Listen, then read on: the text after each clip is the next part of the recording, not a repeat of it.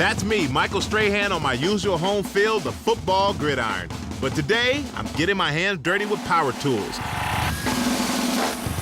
We're building a skateboard halfpipe in the backyard of a skateboard-loving family. CDX? Yeah, I got it. With brute strength and a little ingenuity, we're assembling over 135 pieces of lumber. Ow! And we're grinding out a pipe that skateboarders call a coping rail. Carpenter Amy Wynn Pastor is here to help me out with all kinds of tips and tricks. Where the X is, that's where the center line will be. Everyone pitches in. Guys, hold it tight. This is the one the girls made. And everyone takes their lumps. This is Backyard Stadiums. I'm here with a family that's passionate about what they do, skateboarding. Our family is definitely all about skateboarding. Wendy and I mean, we're never going to grow up anyway. I think we're the main instigators. We keep everything going. I think that part of the reason my kids love skateboarding so much and have so much energy about it is because I loved it and I skated when I was younger. In fact, I have my first skateboard that I made out of fiberglass with roller skate wheels and very different than today. They even opened their own skateboard shop. The sports have definitely brought us closer together and given us, a common bond. I saw my stepbrother Blake doing it. I just wanted to try. It's not for everyone, and that's what's cool about it. I think it actually is a real sport, and there's clean-cut guys that skate. The boys even took the sport indoors. So my brother decided we also needed a half-pipe in the basement. My friend Brian and I were pretty bored in the middle of the winter time, sort of like my parents went away. The half-pipe is a great way to practice all those fancy tricks, but when it's in the basement, those low ceilings get in the way. So we're going to take it outside and build a monster half-pipe in the backyard. 1, 2, 3, skate! To help us out, Amy Wynn Pastor is here.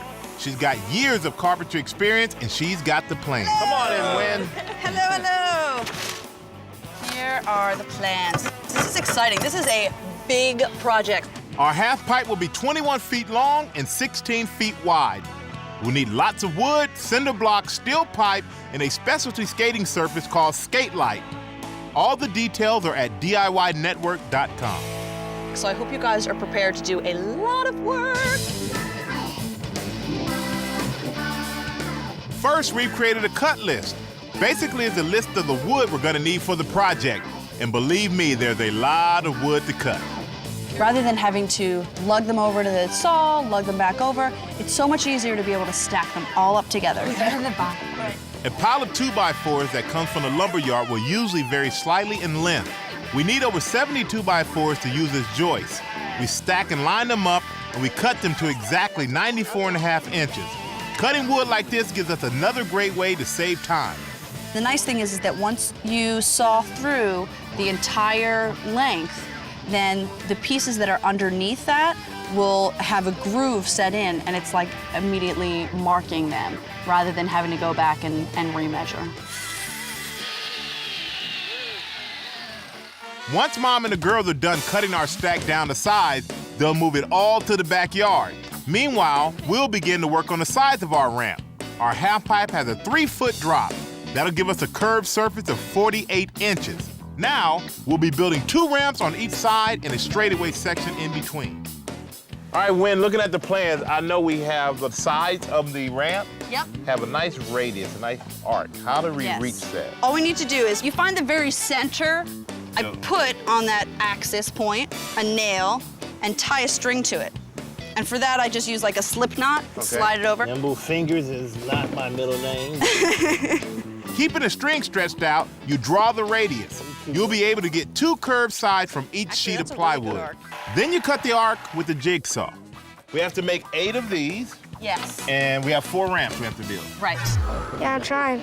When we return, our skateboard family really gets to work.